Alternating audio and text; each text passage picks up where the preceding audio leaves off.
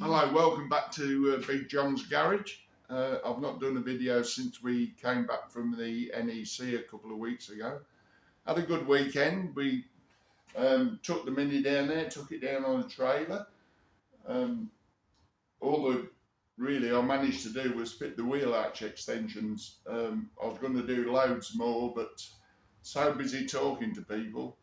But it was a good weekend, probably a little bit quiet on the Sunday, but we're all good to go for November, I think. And the Boston Classic Car Club's got a car lined up for next March with the restoration show. We will be putting a Porsche 911 together, so that should be good. Otherwise, we went out in the Magnette Easter Sunday for a run. She's good, no problems with her. Got a few problems with the Alpine. We're supposed to be going to the Isle of Man in middle of May, so I thought I'd better give her a bit of a check over. I had a clonk in the diff. There is a known problem with that the crown wheel bolts become loose in the carrier, so I've taken that out this morning, having a look. The diff that's in it is a 4.1, but I've got a 3.8 out of a non-overdrive car, so we might just swap that around, give it a bit longer legs. So I'll give you a look round at what I'm actually doing under the car. I found another problem while doing the diff. I've got two broken leaves in the offside rear leaf spring. I'm surprised I didn't pick it up when it was MOT, but yeah, I'll show you around. Just bear with me. Right, this is the Mini. She's filthy after coming back from the NEC on the trailer. It was raining all the way home, but I'm not worried too much about that. I say all I got managed to do was fit the wheel arch extensions. It's difficult. I wanted to get a few more jobs done to it, but it's difficult with people coming and wanting to talk. I don't mind them coming and having a chat, and I quite enjoy it. But the Mini will have to go on hold at the moment. I've got to do a few jobs on the Sunbeam Alpine. We're going to the Isle of Man middle of May. I thought I'd better give it a check over. Now, I've had a clonk on the diff when going in reverse. So this morning I've taken the diff out. There's a known problem with the Alpine's diff. The crown wheel bolts become loose. So we'll have to see if that's what the problem is. This is the diff I've just taken out. I can't see any obvious problems with it, but I will check the ground wheel bolts. But I have got the chance to put another diff in. The one I took out was a 4.1.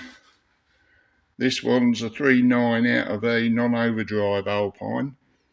So I might consider putting that in. It'll give it a bit longer legs. The only difference is the flange where the prop shaft bolts. This one's a little bit longer than that one, so I'll have to swap those over and put a new oil seal in while I'm doing it.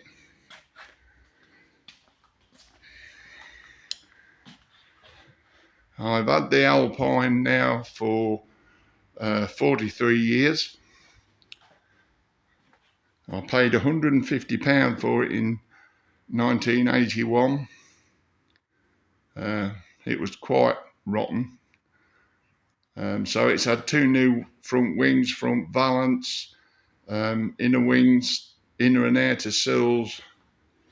We've had the lower part of the rear wheel arches. They've both been repaired along with the inner wheel arches and a new rear valance. The rear valance was actually an original Roots part I managed to pick up. It was originally an on-overdrive gearbox, but I did break another Alpine and fitted the gearbox out of that. But that's still going well. The engine, although it does say whole bay on the rocker cover, that's the only part that is whole bay. I've taken the twin Strombergs off and fitted the modified inlet manifold along with a Weber twin choke.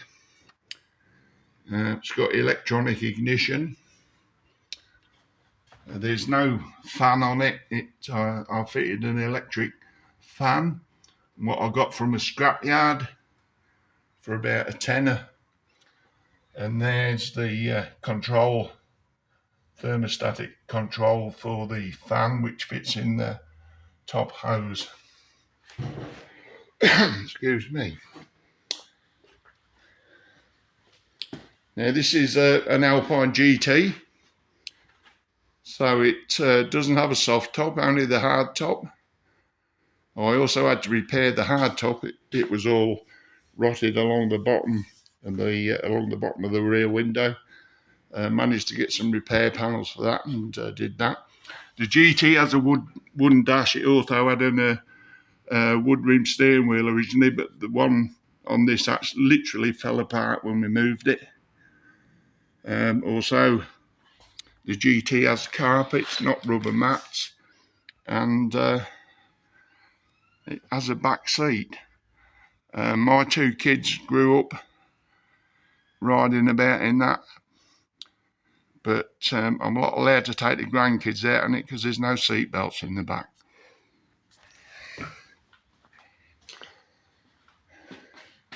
She's got 5.5 J13 mini light wheels on, not mini light, alley cats, sorry.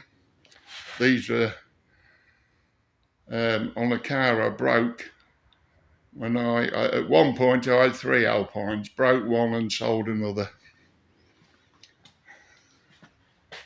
This is Ruby, my 1955 MG Magnette ZA. Now she's not by any means original. The engine is now a 1622 that I rebuilt last year. It's been rebored plus 40 thou pistons, flat top pistons, so quite high compression, big valve head, an MGB camshaft, electronic ignition, twin 1.5 SUs. It's also got an alternator.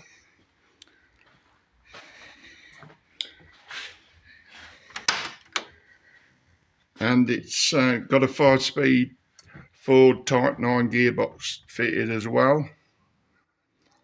I had to modify the gearbox tunnel a little bit, not too much. And it's got a 3.9 MGB differential.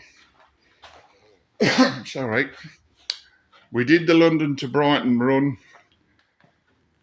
in 2021 and with the original 1500 engine, 3 synchro gearbox and the 4.8 diff. So cruising at 60, the old girl was revving a bit. So with all these mods I've done, it's a lot better car to drive long distances. I've also fitted TR6, their wider steel wheels, 15-inch.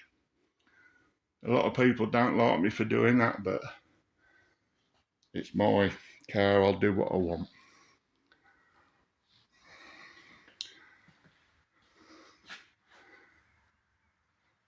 When I took the diff out this morning, and then we came across another problem. I don't know whether you can see the yellow marks. I've got 2 broken leaves in the rear spring, so I've got to get another pair of springs fairly quickly. Another expense. But that's where we are at the moment. So I'll update later before we go to the Isle of Man. But thanks for watching. Give me a like. It'd be much appreciated.